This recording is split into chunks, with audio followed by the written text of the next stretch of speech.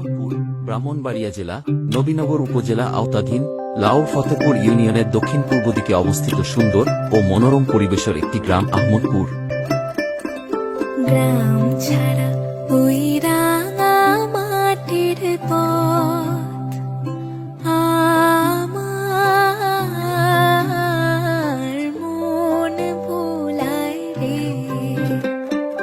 গ্রাম ছাড়া ওই রাঙা মাটির পথ আমার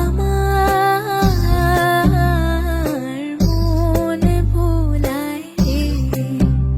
ওরে কার পানে মন হাত বাড়ে লুটিয়ে যায় ধুলায় রে আমার মন ভোলায় রে। গ্রাম ছাড়া ওই রাঙা মাটির ঋতু পরিবর্তনের সাথে সাথে নতুন সাজে সজ্জিত হয় বাংলার গ্রামগুলি।